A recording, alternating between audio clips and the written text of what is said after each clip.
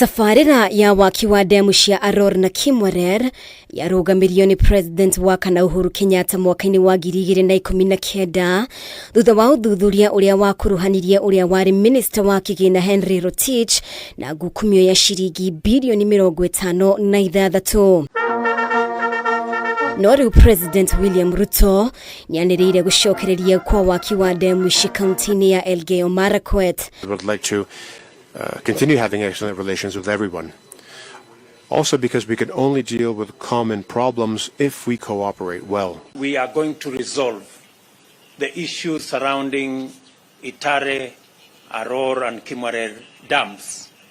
An issue that was that has stalled the construction of those three dams now for almost 3 years. Nĩitwarĩria rĩkinyanĩirio thutha wa Ruto gũcemania na President wa Italy Sergio Mattarella thingiraini wa iregi Nairobi na oho makinyanĩria gũtuithania macira marĩa makoretwo marĩ mũhĩnga wakiini wa ndemu ici. I'm happy to report to the nation that the government of Kenya and the government of Italy have agreed, and in fact the process of sorting out the matters in court has already started in earnest.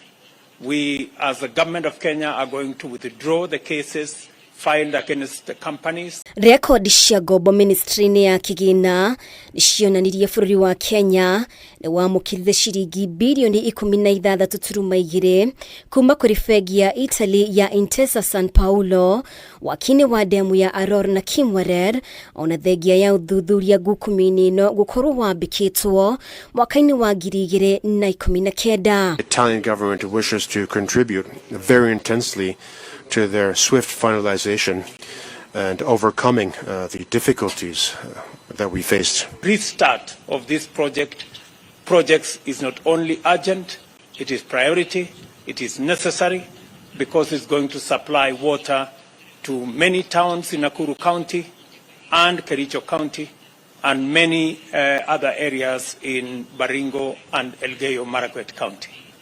We have agreed that the financing that was already made available is going to be restructured. Mwena ũguo thirikari no ikuamukira ngombo ya ciringi mbirioni 13 kuma kũrĩ thirikari ya bũrũri wa Italy, mbeca iria Ruto augĩte ikwerekerio tabarĩra-inĩ itiganĩte arĩ nĩ hamwe na ũrĩmi, biacara cia gĩkĩro gĩa thĩ hamwe na ũgima wa mwĩrĩ. Government of Italy has also committed to advance 100 million euros in grants and soft loans covering projects in agriculture, development of MSMEs, housing and urban settlement, health, the digital superhighway, and the creative economy. Sergio Mattarella arĩ icera-inĩ rĩa thikũ 4 gũkũ bũrũri-inĩ, icera rĩake rĩkĩrongoreria kũmatia ngwatanĩro ya kĩwonjoria gatagatĩ ga bũrũri wa Kenya na Italy.